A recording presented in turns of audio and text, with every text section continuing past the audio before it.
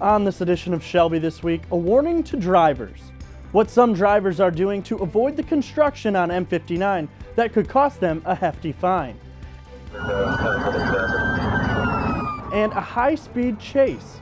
Find out what led this woman to elude police during a simple traffic stop. Memorial Day celebration. We were at the annual Memorial Day ceremony at the Veterans Memorial and have all the sights and sounds. We have all these stories and much more right now.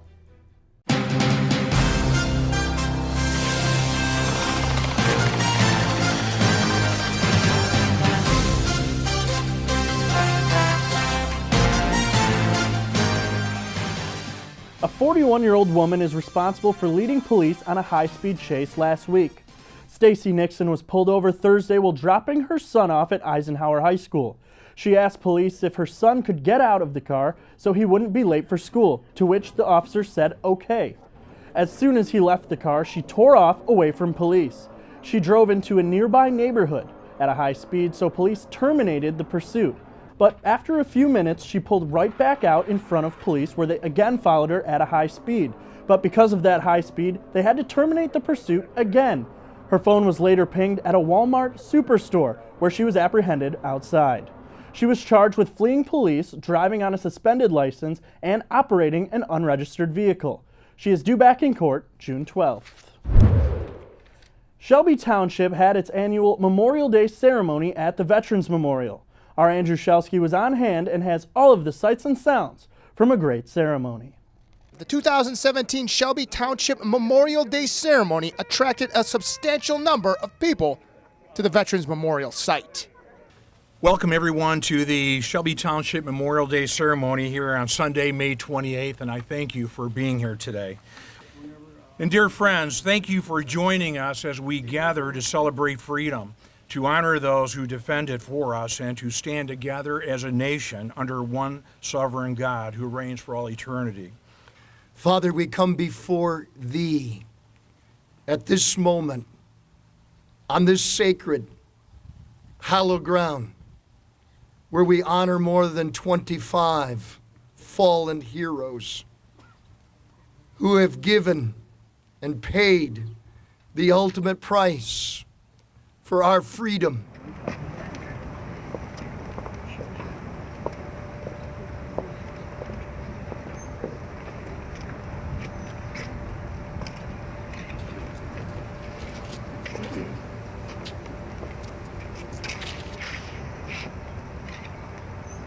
One of the highlights of this year's ceremony is the veterans being asked to step forward and be recognized. And also patriotic music by the Lakeside Assembly of God.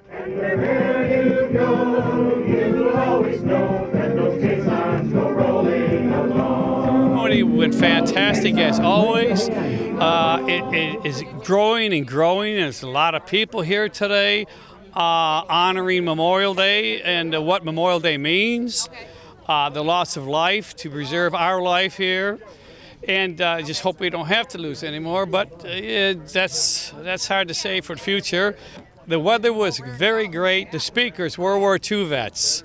They're fantastic guys. Wrapping up this year's ceremony was the Shelby Township Police Honor Guard with a 21-gun salute and the playing of taps. Aim, fire, ready. Aim, fire, ready, aim, fire, cover.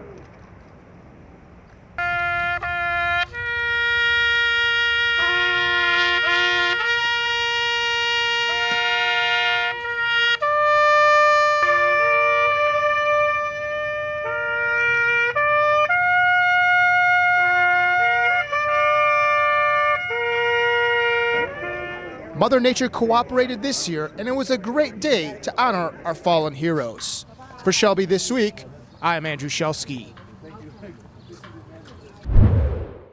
The Macomb County Sheriff's Office is cracking down on parking lot cutters along Hall Road.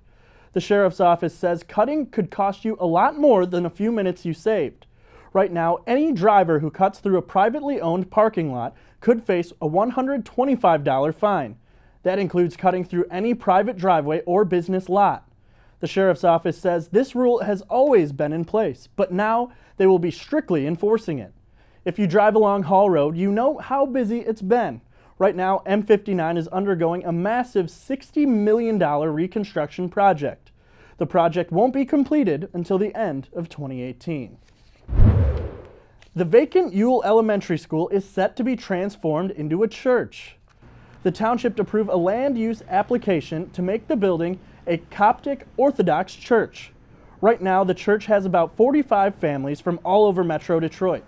The existing St. Mina and Pope Krylos Coptic Church has a main location in Troy.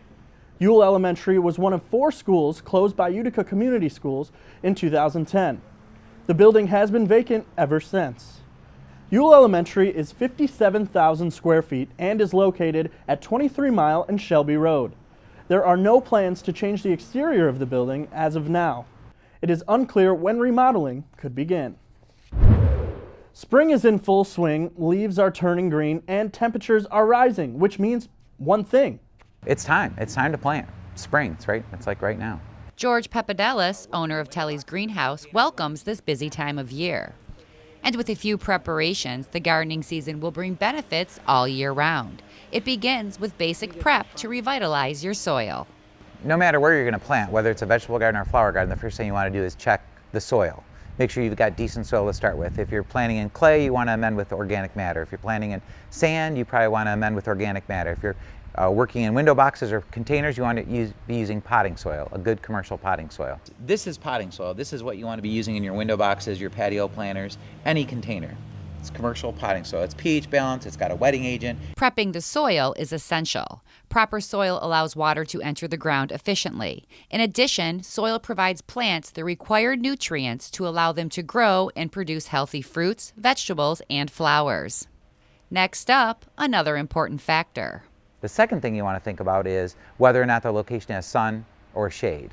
All plants need some degree of sunlight to grow properly. There are 4 main categories of sunlight. Full sun, which is a minimum of 6 hours of direct sunlight each day. Partial sun, 4 to 5 hours of sunlight. Partial shade, 2 to 4 hours of sunlight. And shade, less than 1 hour. Sunlight is the key to a successful planting. Without sunlight, a plant would not be able to produce the energy it needs to grow.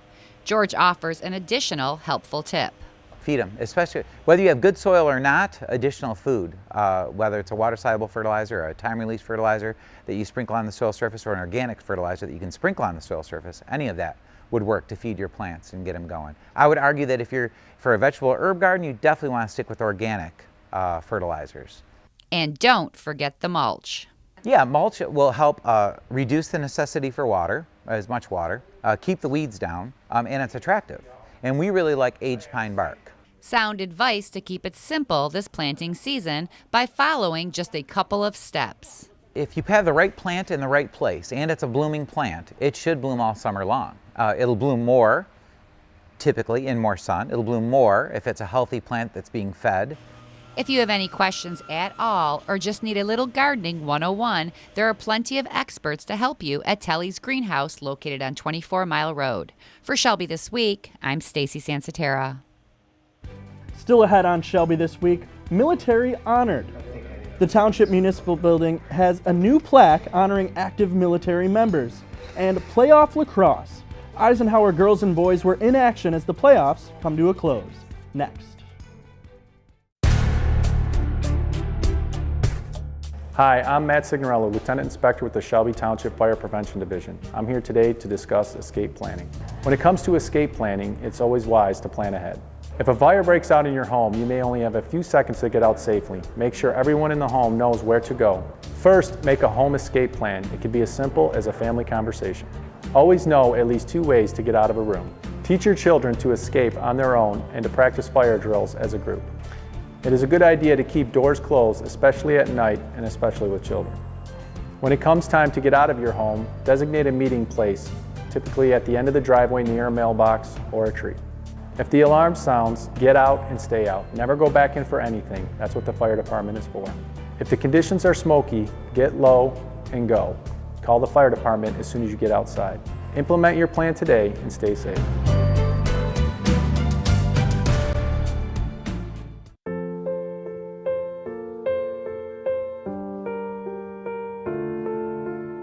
This is why you get by on 4 hours sleep.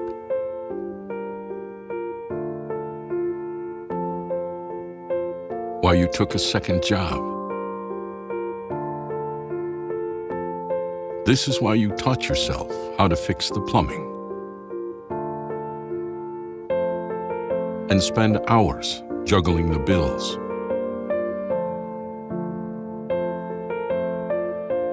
This is why you'll do whatever it takes to keep your home. And that is why we want to help. We are making home affordable, a free government resource that can make paying the mortgage easier. Now more options are available. Call 888-995-HOPE to talk one-on-one with a housing expert today.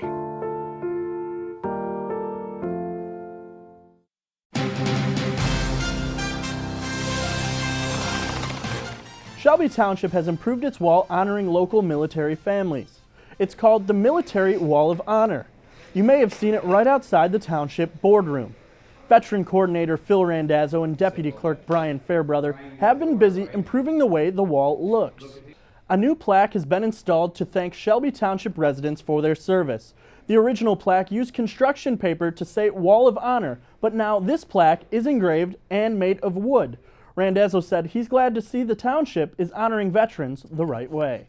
A local elementary school took to the pavement in effort to raise funds to support an initiative that would update and improve their school's playground facilities.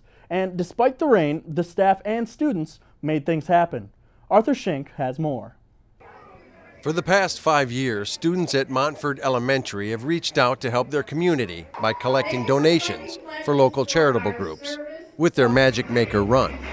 And this year was no different, as students with the school's lighthouse keepers, with the help of the good staff at Montford, put on a celebration that raised money for 2 great causes. This is our 6th annual fun run, and we have collected donations for our American heroes, service dogs, as a matter of fact, and also our playground initiative. So the last 2 years we've really focused on those 2 areas, and in the past we've also had a technology initiative that we've collected money for. Inspired for the race by a DJ spinning tunes and plenty of extra to do in the gymnasium, Montford students had fun while getting a chance at making a difference in their community. They also got to do things that most of us would have gotten yelled at for back when we were in school.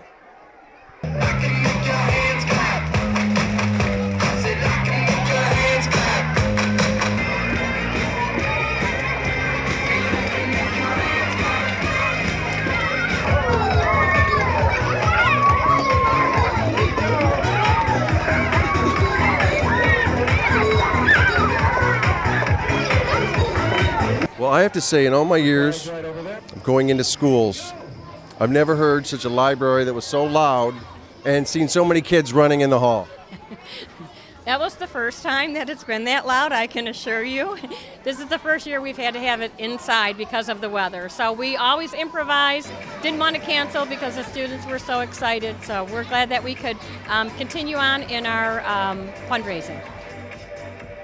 There was also a surprise visit from the Detroit Tigers mascot Paws, who stopped by to help the students celebrate another successful Magic Maker run.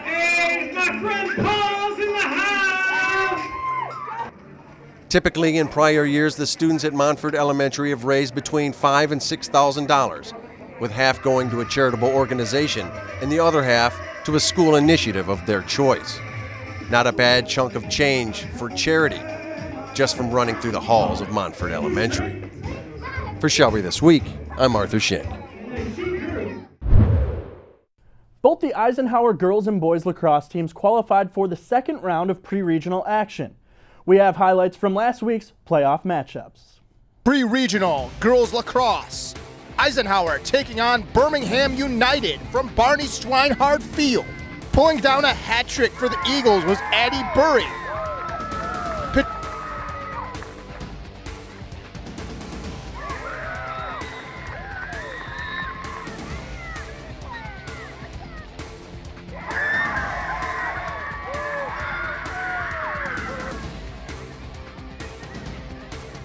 Pitching in with a goal apiece, Lindsay Valentine and Lena Carabelli.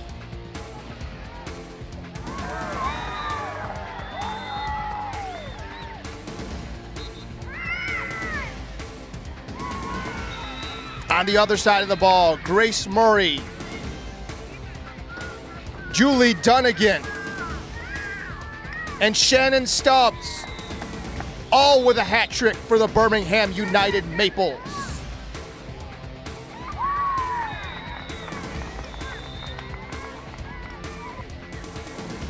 Lacey Valutis with some nice saves in between the pipes. And denying 2 shots in this scrum in front of the net. The Eisenhower girls lacrosse team's debut season ended this past Thursday as they fell to the Birmingham United 20-5. Lance Cruz North High School for a regional semifinal action as the Romeo Bulldogs take on your Eisenhower Eagles.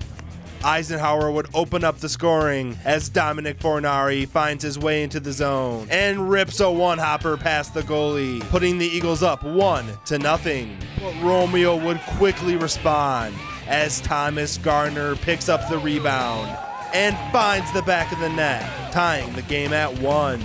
Blake Blaisdell would then take the game over for the Bulldogs as he would score not 1, not 2, not 3, but 4 first-half goals as Romeo would take a 6-1 lead into the halftime break.